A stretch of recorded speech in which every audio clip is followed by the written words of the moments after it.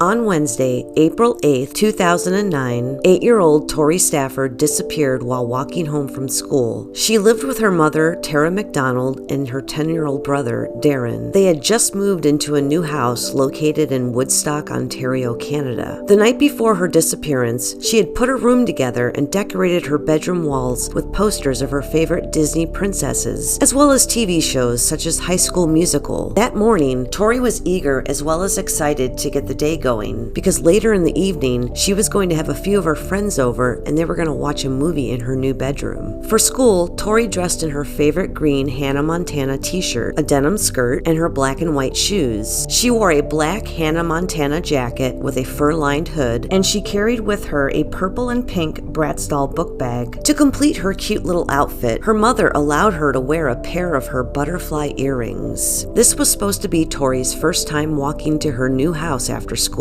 She was supposed to make the 3-block walk home with her brother Darren, but a father of a special needs boy had asked Darren if he could walk him home after school that day. Darren agreed to do it because the boy only lived a few houses from the school, and it wouldn't take him very long. Afterwards, Darren returned to the school to meet up with his sister. He waited and watched as the last of the kids left the building. It appeared to him that he only missed her by a few minutes. He assumed that Tori must have already walked home. At that point, he walked home himself, but when he got there, he discovered that Tori wasn't there. So he rode his bike back up to the school, but he could not locate her. Tori's mother called all of her friends, but none of them had seen her since class. Tori's grandmother called police to report her missing at 6:04 p.m. For days, police and volunteers searched high and low, scouring the entire city, but there were no signs of Tori anywhere. On day number 5, the ground searches for Tori were suspended. Police had uncovered surveillance footage from a nearby high school that showed Tori walking off with an unknown woman at 3:32 p.m. This woman was Caucasian and wore a white coat, and she kept her dark hair in a ponytail. The woman was said to be in her late teens or early 20s. It was a short but invaluable clip that shed some light into her disappearance. This was the clue that the police had been looking for. They were pretty confident that Tori had been kidnapped. Tori's mother, Tara McDonald, was heavily scrutinized during this time because police found it very suspicious that Tori wasn't reported missing until 2 hours after the time that she should have been home. It was also said that Tara was dealing with a drug addiction. The grandmother would ultimately be the one that reported Tori missing. Police initially thought it was Tara in the surveillance footage walking with her daughter that day, which she vehemently denied. Tori's mother believed that she knew who was on the tape with her daughter. She said it was a woman named Terri-Lynne McClintic. Though Tara did not know her well, she did recognize her distinct walk. It was said that Tara would sometimes do drugs with Terri-Lynne's mother. Terri-Lynne McClintic was 18 years old, and she had a warrant out for her arrest due to breaking the terms of her probation. So detectives paid her a visit on April 12th. They could see that she had shorter hair and not long like the woman in the surveillance footage. Terri-Lynne stated that she had just had to cut it because gum had gotten tangled into it. She even showed the detectives the cut hair that was still in the trash bin. She denied being the woman in the video with Tori. She said that she was not involved in the girl's disappearance and she knew nothing about it. She offered up her version of an alibi, saying that the day in question she had went to a church to get some food vouchers, and then she went to the grocery store soon after. Then at 2:19 p.m. that day, she had went to the Woodstock Employment Center trying to find a job. They checked her alibi out. They confirmed that she had visited the grocery store and she did go to the employment center at the time that she said she did. Now, this didn't completely exclude her because Tori disappeared around 3:30, but it was enough for the detectives to focus their efforts elsewhere for the time being. They arrested her for the outstanding warrant and took her to jail. For 6 weeks, Terri-Lynne remained in custody and police had pretty much disregarded her as a suspect. They went on to pursue other leads, mainly focusing on Tori's mother. Tori remained missing during these 6 weeks. Nobody knew where she was. That would all change on May 19th, 2009. Terri-Lynne decided that she had something she wanted to tell the detectives. In what was to be one of the most heinous and disgusting set of circumstances, she finally confessed her involvement in the abduction of Tori Stafford. Up until this point, the community had believed and hoped that Tori was still alive, but those hopes were quickly dashed with Terri-Lynne's confession. The details were so gruesome, so vile, that it's almost hard to believe that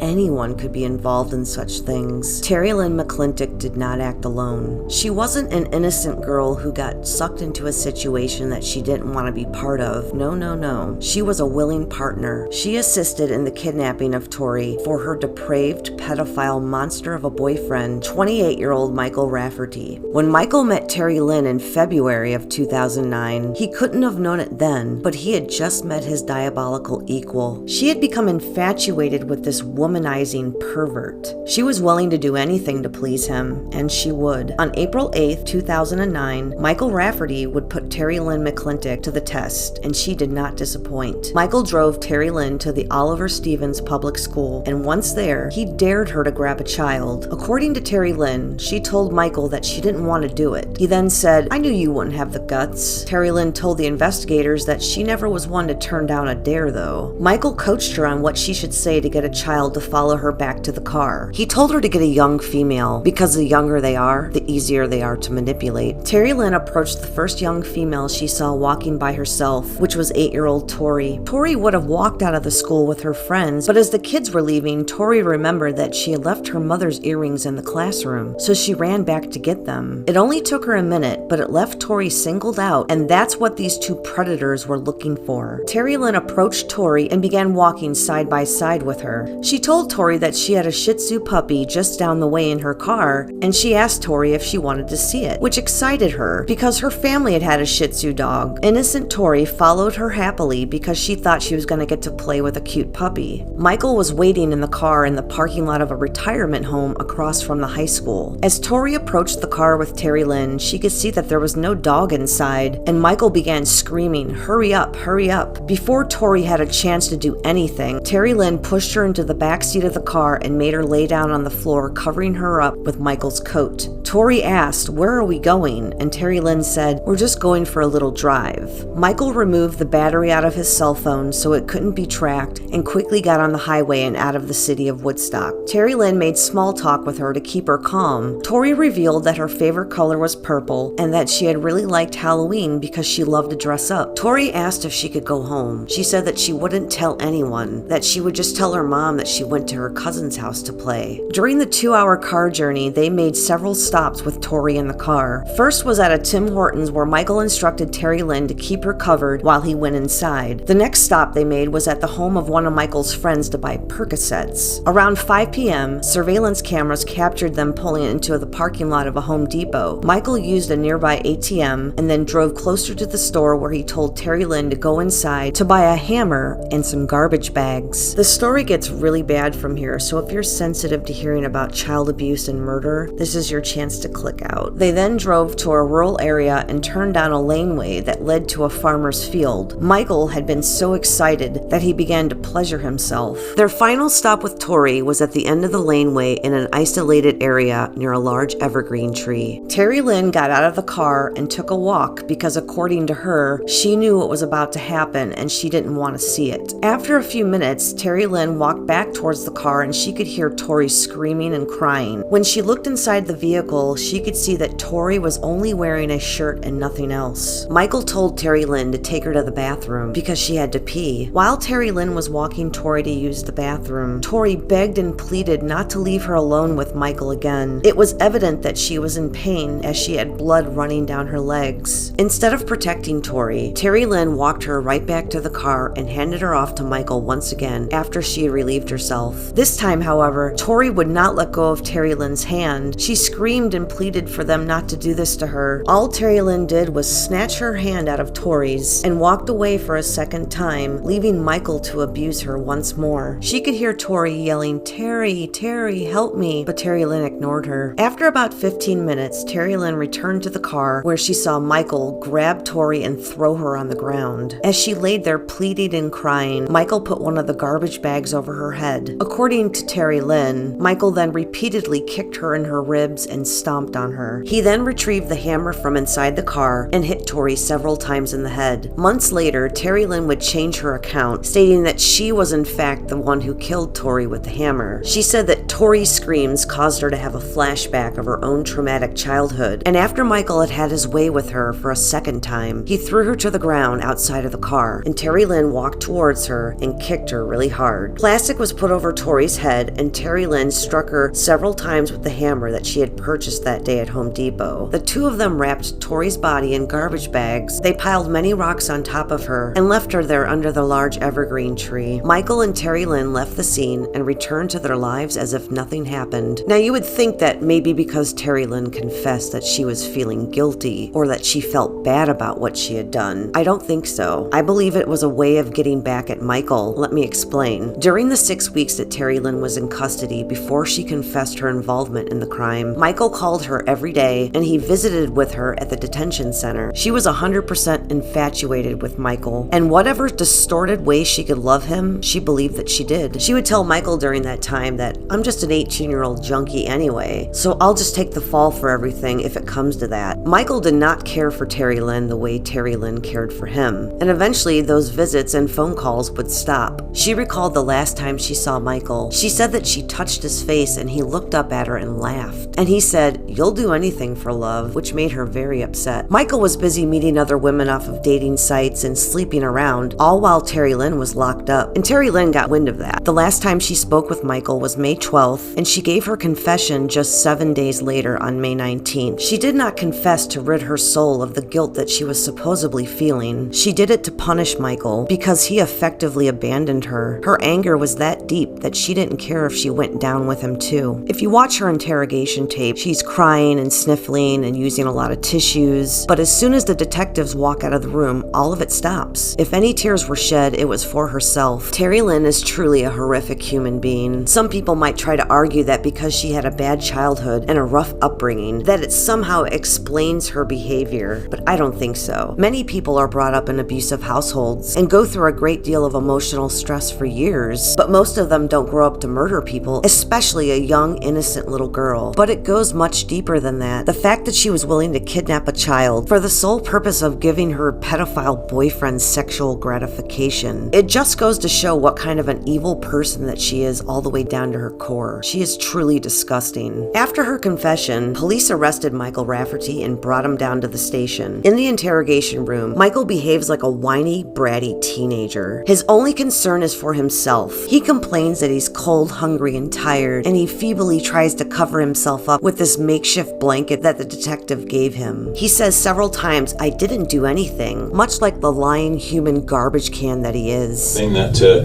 you just snapped and did something. Bad stuff happens. Or it may have been something you planned for many months and got some enjoyment out of the plan. I didn't do anything. Well, that's not entirely true either. That is entirely true. No. I didn't do anything. No, you can try and cement yourself into that, okay? But at the same time, you're not doing yourself any good by not being truthful here.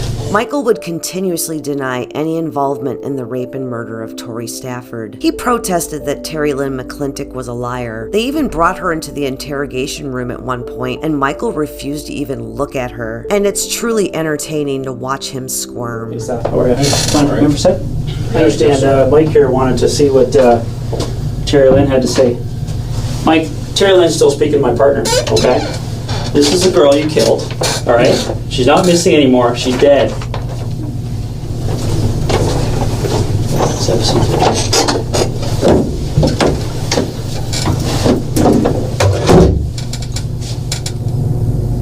This is your opportunity. Terri-Lynne's sitting right here. Tell us she's a liar.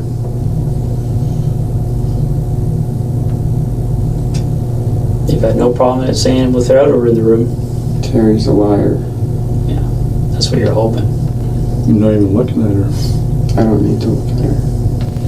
That's what you are. No remorse, no empathy, no nothing. You're just hollow. So it's nice meeting you, Mikey. Enjoy the rest of your life. This is the kind of room you're going to be spending it in.